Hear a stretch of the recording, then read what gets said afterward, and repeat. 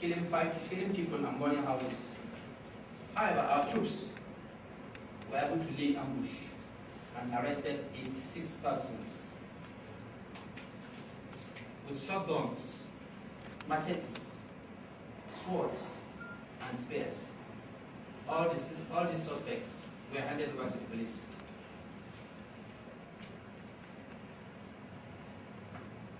On 13 March 2010, that's a week later, in a reprisal attack, the Fulanis burned some houses too in Geleti, in Mambu local government area, about 1 kilometer from Kugot in Barikilari. On 15 March, 7 youths were arrested at Kaduna for mounting an illegal roadblock, terrorizing innocent citizens. While on 16th March, 4 suspects were also arrested for attacking the occupants of a trailer who beat one of our checkpoints at Rion. The suspects were also handed over to the police. Then on 17th March 2010, there was an attack on Banten and Bain by suspected Fulanis at 2 a.m. 13 persons were killed, 14 houses were burnt. The attack seems like a reprisal on troops on 12 suspects using the footprints. We were able to make an arrest in Sulugiri. 4 men and 3 boys were arrested. 3 single barrels, guns, 41 live cartridges, 2 empty cases, and a sword were recovered from them. The suspects and exhibits were handed over to the police. Since normalcy has returned partially to Plateau, the curfew was further reviewed to commence from 9 p.m. to 6 p.m. to 6 a.m. and that curfew still remains till date. And on 5th April 2010,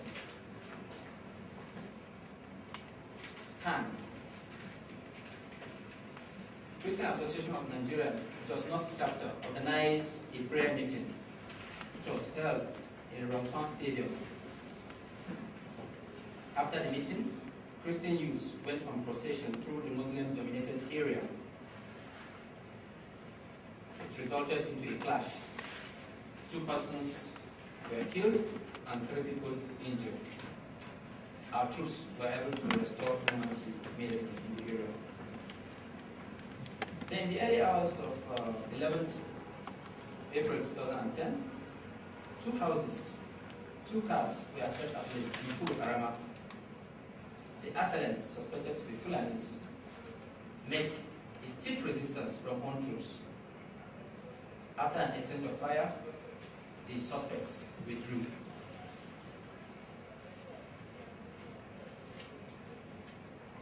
Then on 12th April 2010, at about 07:30 hours, in Naninkua, just metropolis, a report of an explosion was received. One Abdul Samad, 2 hands were chopped off, while 2 others, Hassan and Abdul Razak, with various degrees of injuries, were arrested and handed over to the police. All the victims were taken to Plateau State Specialist Hospital. Then yesterday, at about 3 p.m., a commuter bus had a problem with a cyclist in Rayfield Resort. The rider insists on stopping the driver, but the commuter bus driver refused to stop. He said that he will only stop where our troops are, that's the checkpoint, for fear of being lynched.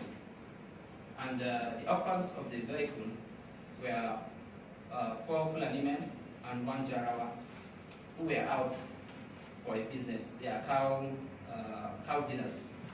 And the youths insist on lynching them. However, our troops were were able to protect them.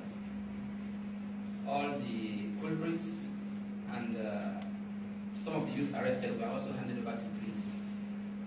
So the general situation in Jos Metropolis is uneasy calm, while isolated cases of silent killings and cow rustling continue unabated. May I at this juncture invite the operation officer to highlight some of the challenges.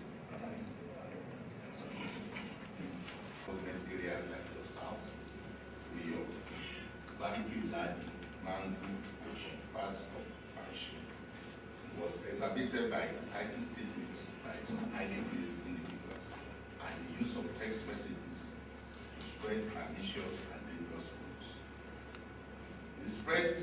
The widespread violence affected both rural dwellers and nomadic people, as many lives and properties worth billions of naira were destroyed.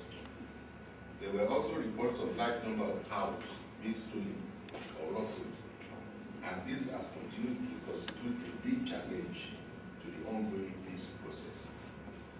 Also, most of the victims and survivors of the violence know their attackers and those who murdered their loved ones, and this one makes reconciliation very difficult because they will want those perpetrators executed. Consequently, both sides still nurse animosities and vendetta against each other. Hence, the recurrent reprisal attacks, which have been adequately mentioned by the intelligence during the intelligence briefing. The formation and deployment of special task force has been able to restore law and order in the state, and the security situation is relatively calm but unpredictable, as the violence has now been shifted to the remote villages